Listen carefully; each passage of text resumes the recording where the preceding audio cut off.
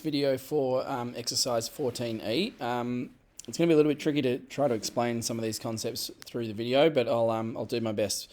But some of this is pretty confusing, so please make sure you get in touch with me on Teams or email if you have any questions. So in this section, we start to look at this really important thing called the unit circle, and this is going to be a big part of this lesson, but also the rest of this topic. And so there's lots of stuff we have to understand from this unit circle. Now, just in the slides here, I've changed some of the pictures slightly, so just be mindful of that, but really I've just tried to change them to make them a bit clearer for a video. So I actually want to look at this picture of the unit circle because I think it's a bit clearer. The unit circle is just basically a circle that we draw on the Cartesian plane, where the center of the circle is at the origin, at the point 0, 0. The radius of the circle is 1, so you can see that the x-intercepts are 1 and -1, and the y-intercepts are +1 and -1. And when we read angles from the unit circle, it's really important to note that we actually we start from, I guess, this position over here where it's the positive direction of the x-axis. Just going to highlight that.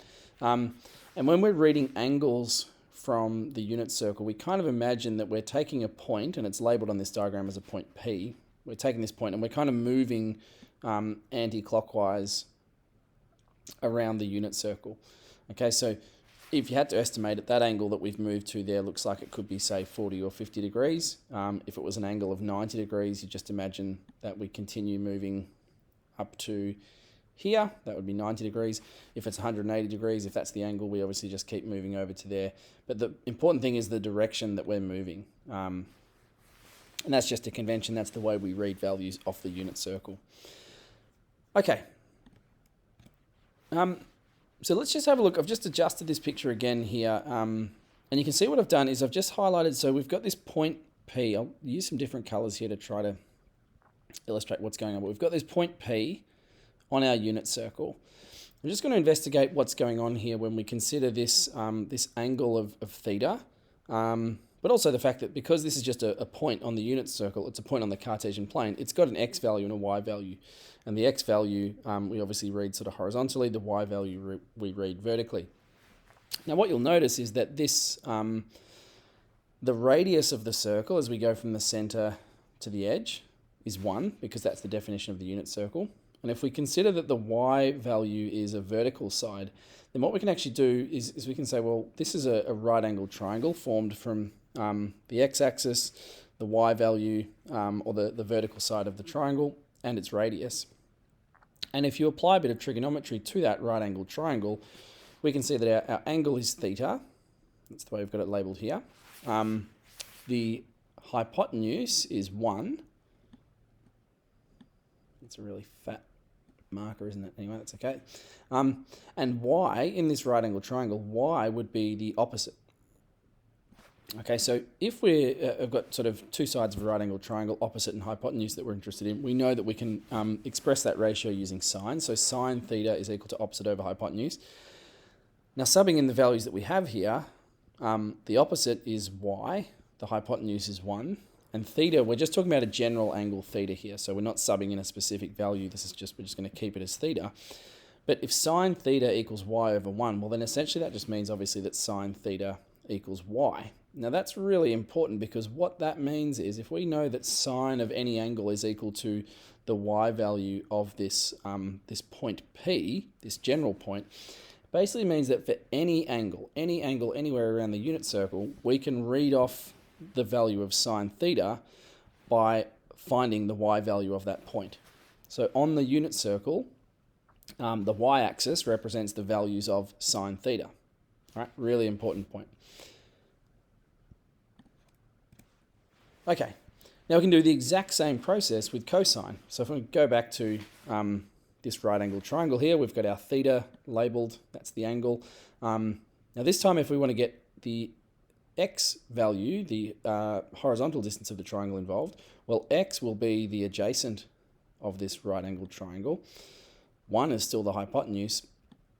And so what we can do is then express cos theta, which is adjacent over hypotenuse, as cos theta equals x over 1 which of course just means that cos theta is equal to x.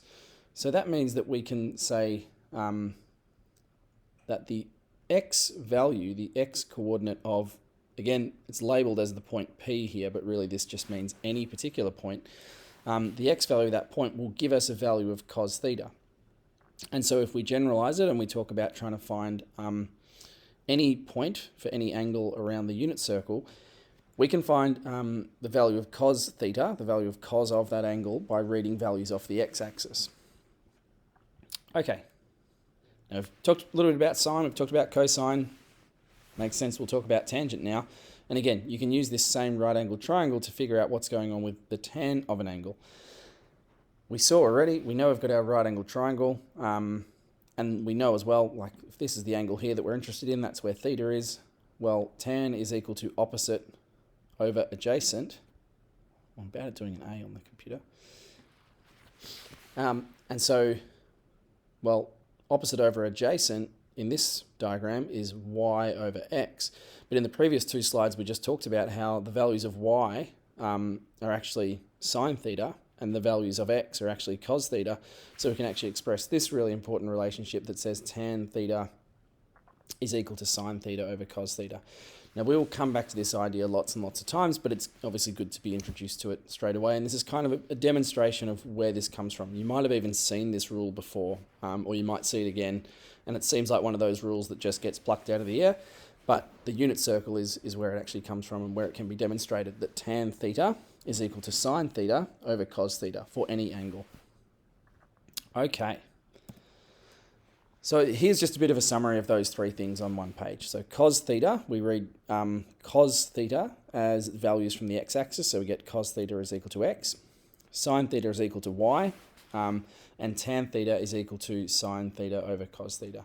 So what that kind of means is when you're looking at a unit circle, you can even label the x-axis. I'll try to do this, but my handwriting will be terrible. You can label the x-axis as cos theta, and you can label the y-axis as sine theta. And sometimes, until you really got these sort of memorized in your head, sometimes that's something that's good to do just over and over again to help you remember it. Okay, symmetry. So the idea of this section is it's a little bit about learning the symmetry of the unit circle. And of course, any circle is symmetric, so the unit circle's got lots of symmetry going on. Now, if we think about the fact that cos is being read from the x-axis and sine is being read from the y-axis, then when we have an angle that's in the first quadrant, anywhere in the first quadrant, I'll just sort of draw something here, right? We know that in that first quadrant, the x values and the y values are both positive. This coordinate would have a positive x value and a positive y value. So that means that sine and cos are both positive, and because tan is just sine over cos, well then tan would also be positive. So in the first quadrant, we call this sort of quarter of the unit circle the first quadrant, sine, cos and tan are all positive. In the second quadrant, and again, just make up an angle just to visualize it, imagine we're at a point here in the second quadrant, well suddenly our y value is still positive, so sine is still positive, but now the x coordinate of this point is going to be a negative number. Right, the x value is somewhere like here. So that means that cosine, remember that cos we're reading from the x-axis, cos is going to be negative in the second quadrant. I'll just put a little sign there as well. And so if sine is positive in the second quadrant and cosine is negative, well then tan will be negative because tan will be a positive number divided by a negative number. So in the second quadrant, only sine is positive. In the third quadrant, if we move down to a value in the third quadrant, we can see that both the x-coordinate and the y-coordinate would be negative, which means that both cos and sine are negative. But of course, that means that tan would be positive because tan becomes a negative number divided by another negative number, which gives us a positive number. So in the third quadrant, tan is positive, but sine and cosine are negative. And in the fourth quadrant, we get back to having a positive x value. You can see that that little point that I've drawn there has a positive x coordinate, but a negative y coordinate. So that means that cosine is positive, but sine is negative. And that means that tan will be negative as well, because tan will be equal to a negative divided by a positive. So what we get, and the really key point of this diagram, is that in the first quadrant, sine, cos, and tan are all positive. In the second quadrant, only sine is positive. In the third quadrant, only tan is positive. And in the fourth quadrant, only cos is positive. So, catchy way to remember this is that you can remember the phrase all stations to Croydon, because as you go around in the direction of the unit circle, we get all, or ASTC, if you just go by the first letter. A lot of teachers like to tell their students that all students talk crap. That's another way to remember it.